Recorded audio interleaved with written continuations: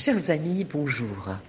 Nous allons donc lire la paracha Vaishlach et nous allons développer un point très émouvant de cette paracha puisqu'il s'agit de Rachel qui va connaître les douleurs de l'enfantement et après avoir accouché de son fils Benjamin, donc va mourir. Et c'est cet échange que nous allons étudier entre Yaakov et Rachel. Alors, pendant des années, on sait que Rachel n'a pas eu d'enfant et quand finalement elle a été exaucée, elle a eu son premier enfant, Yosef, et en proclamant que Dieu m'ajoute un autre fils.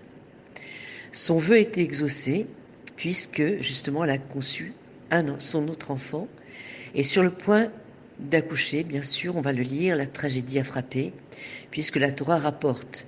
Et ils ont voyagé de Bethel. Il restait un peu de chemin à parcourir avant d'atteindre Ephrate. Et Rachel a accouché, mais a eu des difficultés. Au plus fort de son accouchement, la sage-femme lui dit « N'aie pas peur, car c'est un autre garçon pour toi. » Mais au moment de rendre son dernier soupir, car elle était mourante, elle appela son fils Ben-Oni. Mais son père l'appela Benjamin.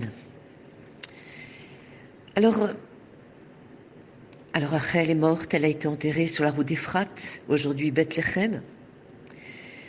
Pourquoi à ce moment-là, est-ce qu'on voit une controverse entre Rachel et Yaakov au sujet du nom donné à ce dernier enfant? Était-ce le bon moment? Est-ce que Yaakov ne pouvait pas transmettre à ce moment-là des paroles de réconfort? Et si l'on observe dans les parashotes précédentes, chacun des 12 fils de Yaakov, ainsi que sa fille, ont été nommés par leur mère. Et puis, on constate que Yaakov n'a jamais donné un autre nom. Alors que ici, alors que Rachel est en train de mourir, Yaakov intervient et change le nouveau nom du bébé de Ben-Oni en Benjamin. Alors Rachid nous donne une explication, il nous dit que Ben-Oni, bien sûr, c'est le fils de mon chagrin. Benjamin fait référence à un endroit, donc fils du sud, puisque il y a un caractère unique de Benjamin, puisque c'est le seul qui est né en Terre Sainte.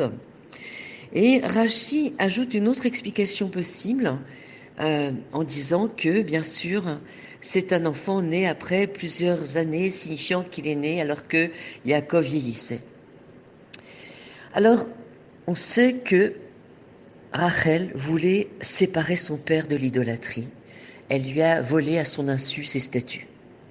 Donc Lavan est rentré dans une colère folle, il a poursuivi le camp de Yaakov, il a fouillé dans les tentes, et Yaakov, excédé, dit « Mais écoute, je te garantis que personne n'a volé tes pénates, et que celui qui les a volés, eh bien, il meurt. » Et on sait que Tzadik Gozer ve Akadosh Baruch Hu Mekayem. Le juste décrète et Akadosh Baruch Hu acquiesce. Et donc, on sent bien qu'en filigrane, il y a une culpabilité de Yaakov par rapport à Rachel, qui finalement lui dit « Mais non, moi j'ai agi, c'est Oni, c'est aussi le fils de la tromperie. » Notre explication qui nous dit, puisque elle a agi avec tromperie avec son père, même si son intention était bonne. Elle lui a caché qu'elle avait donc volé ses statues. Alors on voit que finalement, chacun essaye de conforter l'autre. Et aussi, il y a une autre explication qui est très belle, qui nous dit que Benjamin peut être traduit par le fils du serment. Pourquoi? Parce que Yamin signifie un serment, puisque traditionnellement, on lève la main droite, Yad Yamin, lorsqu'on fait, on fait un serment.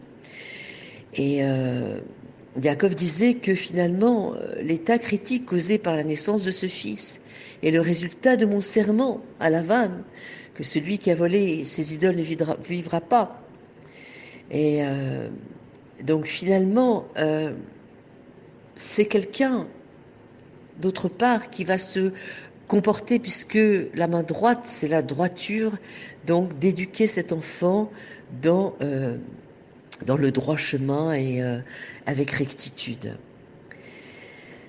Alors, il y a finalement, ça serait donc un bon fils, Benjamin. Finalement, quelqu'un qui se conduirait d'une manière juste et sainte et serait une sorte de délice et de nachs euh, à sa mère dans le monde à venir. Eh bien, il y a aussi un enseignement pour nous.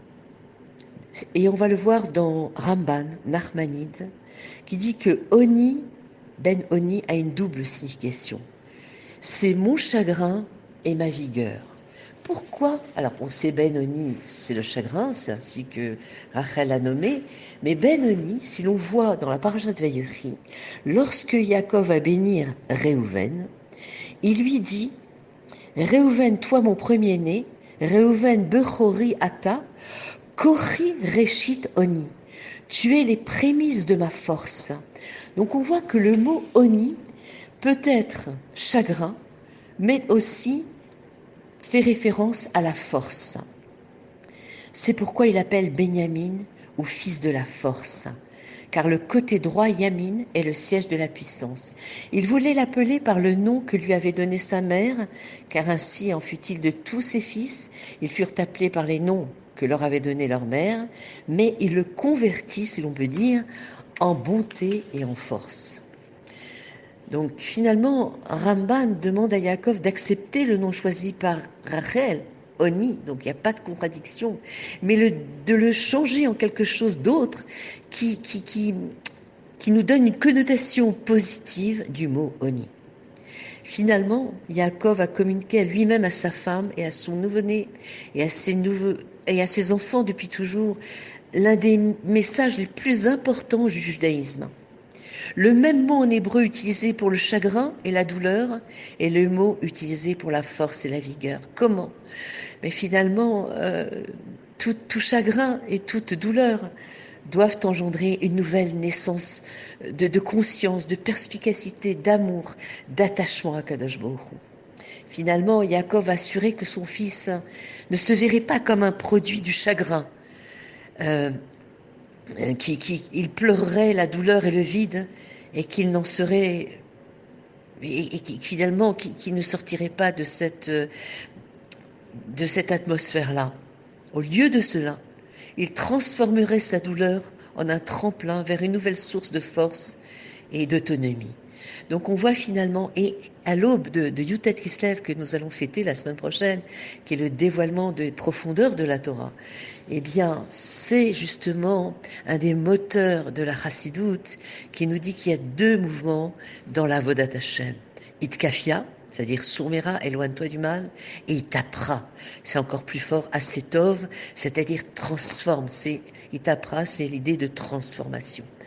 Donc voilà, de transformation de nos midos, de notre trait de caractère, de notre façon de servir Dieu, et que nos épreuves, eh bien finalement, c'est une force que Dieu nous donne pour aller plus haut, pour aller plus loin, et c'est ça la force du peuple juif. Donc je vous souhaite Shabbat Shalom ou Mevorach et Rag Besorot Tovot.